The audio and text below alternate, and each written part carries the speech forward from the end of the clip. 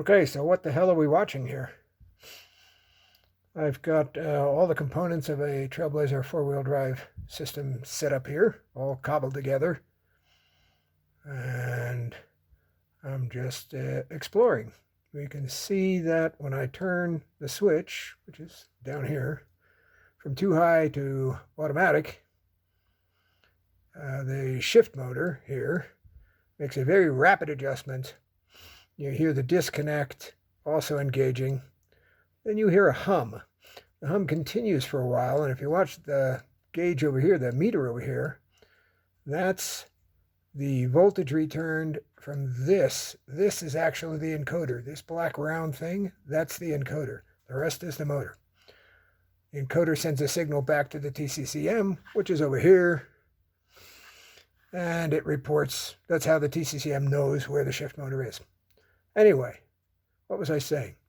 Ah, yes, it makes a quick adjustment, and then you can't see it move, but you see the voltage report still driving down to tune in where they want that to be, and that's the humming. So now we'll do it again. Here we go, from too high to automatic.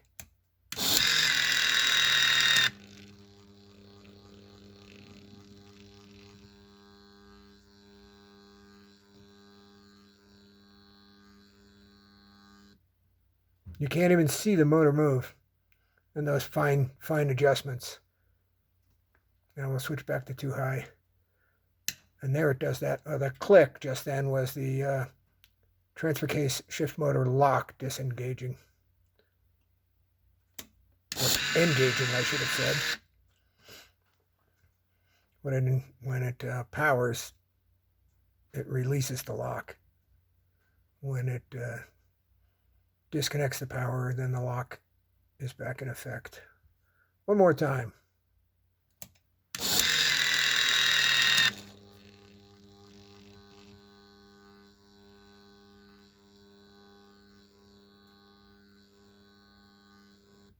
And again, you can't even see that shaft turn on the shift motor, but it's turning because that encoder's still driving the voltage down till it gets to where it believes it should be for automatic position as the default without any wheel slip. That's where it's going to sit.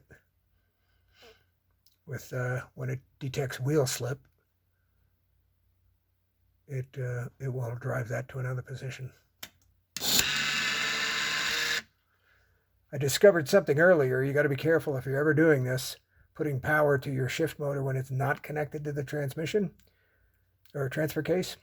If you shift to the 4 high position with no resistance against that shift motor, there's a good chance it's going to drive further than it's supposed to.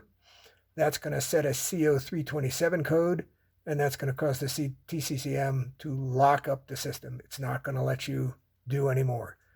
Then you're stuck with having to manually drive that motor back to a valid position, because it doesn't matter. You reset the codes as soon as it puts power. It's going to reset that code because it sees the motor's out of a valid position, which I found accidentally. I drove mine and it went too far, and then I had to manually drive the motor back to a valid range before it would let me do anything.